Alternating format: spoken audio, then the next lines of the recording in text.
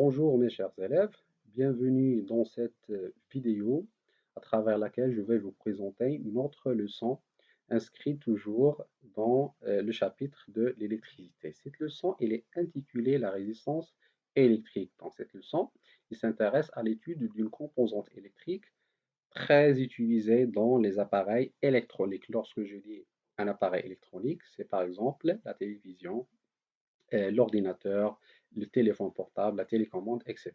Alors, comme vous voyez ici, on a un circuit euh, qu'on trouve souvent dans les appareils électroniques et dans ce circuit-là, on observe très clairement qu'une composante, il se trouve en très grand nombre. Voilà la composante dont je parle. Donc, cette composante-là, ça s'appelle un conducteur ohmique. Comme j'ai dit, il est très utilisé dans les appareils électroniques. Alors, à travers cette leçon, on va essayer de répondre aux questions suivantes. D'abord, quel est le rôle du conducteur ohmique? Quel est son rôle? Pourquoi on l'utilise dans les circuits et surtout dans les appareils électroniques? Deuxièmement, quelle est la signification des couleurs de ces anneaux? Comme vous voyez dans les deux photos, chaque bien sûr, chaque conducteur ohmique, il y a des anneaux qui sont placés. Ces anneaux portent des couleurs différentes. Alors, quelle est la signification des couleurs portées par chaque conducteur ohmique? Alors, la première partie, ça va concerner seulement le rôle du conducteur ohmique. Pourquoi on utilise normalement un conducteur ohmique? Alors, voilà la première partie. Alors, comme j'ai dit, donc, on va s'intéresser au rôle. Quel est le rôle du conducteur ohmique? Quand vous voyez le conducteur ohmique, c'est un dipôle. Ça veut dire qu'il possède deux bornes. Et les deux bornes, ils sont identiques. C'est pour cette raison qu'on dit que le conducteur, c'est un dipôle qui est non polarisé. Ça veut dire que les bornes, ils sont identiques, ils sont semblables. Il n'y a pas de différence entre la première borne et la deuxième borne. Chaque composante électrique, on la symbolise avec un symbole normalisé. Et pour le conducteur ohmique, qui a une forme cylindrique, on la symbolise avec, ou bien on le symbolise avec ou bien un rectangle. Pour savoir quel est le rôle du conducteur ohmique, on va réaliser une petite expérience. On va réaliser le circuit suivant. Alors le circuit contient un générateur, une lampe et un ampèremètre pour mesurer l'intensité du courant qui passe à travers ce circuit. Après, par la suite, on va ajouter à ce circuit quoi? Un conducteur ohmique. Donc voilà le symbole, le rectangle. On va l'ajouter pour signaler justement que le conducteur ohmique, il se monte en série. On doit le monter en série dans le circuit électrique. Et on va essayer par la suite de voir quel est l'effet de l'ajout de ce conducteur ohmique sur le circuit électrique. Voilà, premier montage, deuxième montage. Donc voilà l'expérience déjà réalisée.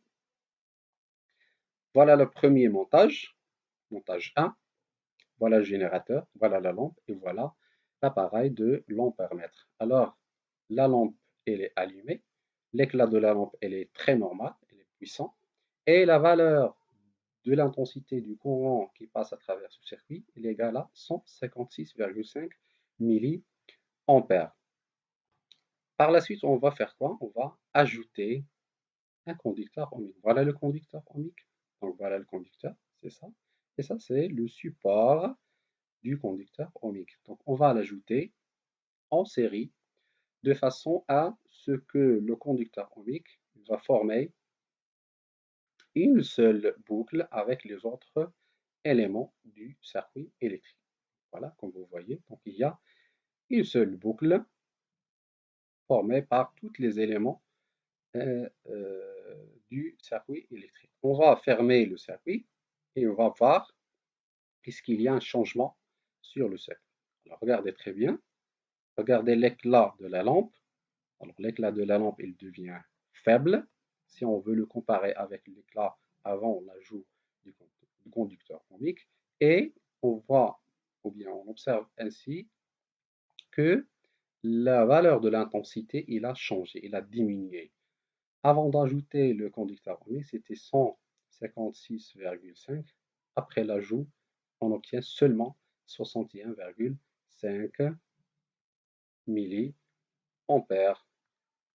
Donc voilà la schématisation des deux montages. Le montage 1, donc la valeur de l'intensité égale à 156,5 milliampères. Après l'ajout du conducteur ohmique, on obtient seulement 61,5 milliampères avec la diminution de la luminosité de la lampe. Voilà, comme observation. On a deux observations pour cette expérience. Premièrement, l'éclat de la lampe devient faible et la valeur de l'intensité du courant devient faible et diminue aussi. Alors, qu'est-ce qu'on peut conclure d'après cette expérience? On peut conclure que le conducteur ohmique, son rôle dans le circuit électrique, c'est quoi? C'est de diminuer la valeur de l'intensité du courant électrique. Et lorsque la valeur de l'intensité du courant diminue, alors par conséquent, on va avoir une diminution de l'éclat de la lampe ou bien d'une façon très générale, on va voir une diminution du fonctionnement des appareils électriques qu'on trouve dans ce circuit. Alors, comme conclusion, on va dire quoi? On va dire que le conducteur ohmique, il se caractérise par une grandeur qu'on appelle résistance électrique. Son rôle, c'est quoi? Il diminue l'intensité du courant électrique lorsqu'on le monte en série et par conséquent, le conducteur ohmique essaye de quoi? De résister au passage du courant. Il essaye le plus possible de diminuer la quantité d'électricité qui passe à travers ce circuit. C'est pour cette raison qu'on dit que le conducteur ohmique, il possède une résistance. Il résiste, il essaye d'arrêter le passage du courant électrique. Alors, cette grandeur physique qui caractérise le conducteur ohmique, on la note, il s'appelle la résistance, on la note, on la symbolise avec la lettre R. L'unité de mesure de cette grandeur physique, ça s'appelle l'unité de l'ohm. Et le symbole pour symboliser cette unité, on la symbolise par ce symbole qu'on appelle oméga. Alors, comme j'ai dit, le conducteur ohmique permet de diminuer l'intensité du courant lorsqu'il est monté en série. On peut utiliser également des multiples et des sous-multiples de l'ohm. Les multiples souvent utilisés pour l'ohm, c'est le kiloohm. Lorsque la valeur de la résistance elle est un petit peu grande, donc on peut exprimer cette valeur en kiloohm. Un kiloohm, donc le rapport entre le kiloohm et le ohm, un kiloohm, ça donne 1000 ohms, bien 10 à la puissance 3 ohms. Si la valeur de la résistance elle est très grande, on peut utiliser dans ce cas-là l'unité de méga-ohm. Le méga-ohm, on le symbolise avec M majuscule oméga. 1 méga-ohm égale à 1 million d'ohms, ou bien 10 à la puissance 6. Pour les sous-multiples, le sous-multiple souvent utilisé, c'est le milliohm pour exprimer la valeur d'une résistance faible. Le milliohm, 1 milliohm, donc on le symbolise avec un M minuscule. Alors la différence entre le méga et le milli, c'est méga c'est M majuscule, milli c'est M minuscule. Donc 1 méga, 1 milliohm nous donne 0,001 ohm. Deuxièmement, pour la mesure de la résistance, comment on peut mesurer cette grandeur? Pour chaque grandeur, on a un appareil de mesure. Pour la résistance électrique, l'appareil de mesure, donc ça s'appelle un ohmmètre. Ohmmètre. C'est quoi un ohmmètre? C'est en fait un multimètre utilisé en mode ohmmètre. On a déjà vu cet appareil, donc on appelle un multimètre. C'est quoi un multimètre? C'est un appareil qui permet de mesurer plusieurs grandeurs. Il permet la mesure de la tension électrique exprimée en volts. Il permet la mesure de l'intensité du courant électrique exprimé en ampères. Il permet aussi, comme vous voyez ici, le symbole de l'ohm, il permet de mesurer la résistance électrique. Alors, comment peut-on utiliser le multimètre pour mesurer la valeur de la résistance d'un conducteur ohmique? L'appareil de mesure de la résistance, qui s'appelle l'ohmmètre, on le symbolise avec un cercle.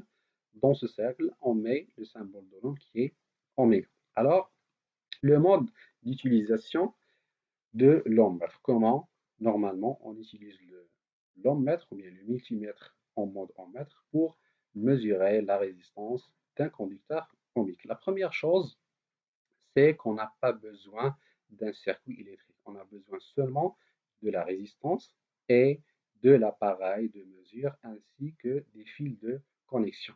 Alors, première chose, c'est quoi? On doit brancher la résistance directement avec l'appareil de mesure qui est l'ohmmètre en utilisant les bornes comme, voilà la borne comme, et la borne qui porte le symbole oméga. Voilà le symbole oméga. Alors, pour mesurer la résistance, on utilise la borne comme et la borne oméga. Et bien sûr, on va placer le sélecteur de calibre sur la zone verte ici, la zone qui est consacrée à la mesure de la résistance qui porte le symbole oméga. Deuxièmement, on doit choisir le calibre approprié, on doit choisir le calibre adéquat. Ici, on a plusieurs valeurs de calibre. 2 mégaohms si la résistance elle est très grande, 200 kiloohms, 20 kiloohms, 2 kiloohms et le calibre le plus petit, c'est 200 ohms. Et après le choix du calibre adéquat, on lit directement, donc on effectue la lecture directement sur l'écran de la résistance ou bien l'écran de l'appareil de mesure qui est l'ohmmètre. Alors, je vais vous montrer un exemple pour mesurer la valeur de la résistance. Donc voilà l'appareil de mesure, voilà une résistance. On va essayer de mesurer la valeur de cette résistance. Alors la première chose à faire, c'est quoi? C'est de relier les bornes. Donc voilà, comme vous voyez, la résistance, il a deux bornes. Voilà la première borne, voilà la deuxième borne. On doit relier avec des fils de connexion les bornes avec les deux bornes comme et oméga. Donc voilà, la première borne elle est reliée avec la borne oméga. Et en utilisant un autre fil de connexion, on va relier la deuxième borne avec la borne com de l'appareil de mesure. Après le branchement de la résistance avec l'ohmmètre, on doit placer le sélecteur de calibre sur la plus grande valeur. Toujours, on commence par la plus grande valeur qui est 2 mégaohms. Qu'est-ce qu'on voit sur l'écran? On voit des zéros. Ça veut dire quoi? Ça veut dire que le calibre il est très grand. Alors, lorsque le calibre il est très grand, donc ça va afficher 0. Et lorsque le calibre il est très petit, il va afficher la valeur 1. Donc, qu'est-ce que je dois faire maintenant? Je dois changer, diminuer la valeur du calibre jusqu'à ce que je choisis le calibre adapté. Donc, je vais diminuer vers 200 kiloohms, donc toujours 0, ça veut dire que le calibre il est toujours très grand. Sur 20 kg, donc il nous donne 0,02 kiloohms, donc toujours l'unité de mesure pour l'ohmmètre, c'est l'unité du calibre. Si le calibre est en mégaohms, donc ça veut dire que la valeur affichée elle est en mégaohms. Si le calibre utilisé est en kiloohms, ça veut dire que la valeur affichée sur l'écran, il va être aussi en kiloohms. En ohms, ça donne l'ohm, etc. Oh, je vais essayer de voir le calibre suivant, donc 2 kiloohms, donc ça donne 0,27. Et je vais le changer vers 200, donc ça donne 27,3. Donc le calibre le plus adapté qui donne la valeur la plus précise, c'est 200 ohms. Et la valeur de la résistance de ce conducteur ohmique, c'est quoi? C'est égal à 27,3 ohms parce que le calibre il est en ohms. Je vais choisir un autre conducteur ohmique. Le voilà, donc c'est un autre conducteur. Regardez, je commence par le plus grand, c'est 0, 0 aussi, avec 20 kg 0,06. Ici, c'est 0,67 et ici 67,5. Donc la valeur de la résistance, elle est de 67,5. Donc le calibre le plus adapté, c'est 200 ohms. Pour celle-là, regardez ici, j'ai choisi le calibre 200, ça donne 1, ça veut dire que le calibre il est très petit. Je dois augmenter la valeur. Donc, je vais choisir de son 2 mégas. Donc, ça donne 0,998. Je change ici. Donc, c'est 1. Alors, quel est le calibre le plus adapté? C'est 2 mégaohms. Quelle est la valeur de la résistance? C'est 0,998 mégaohms parce que le calibre choisi il est en mégaohms. Donc, la valeur affichée sur l'écran, ça va être aussi en mégaohms. Le dernier exemple, le dernier conducteur ohmique, ici c'est 0, donc le calibre il est très grand. Ici 0,2, donc je continue, c'est 0, donc c'est plus petit, donc le calibre le plus adapté c'est 2 kOhms. Ça donne la valeur 0,221 kOhms. Donc voilà comment on mesure normalement à l'aide d'un ohmmètre la valeur de la résistance d'un conducteur ohmique. Alors la vidéo est arrivée à sa fin. Je vous donne rendez-vous dans la vidéo suivante sur laquelle, ou bien dans laquelle, je vais essayer de traiter le deuxième paragraphe, ou bien la deuxième partie de la leçon.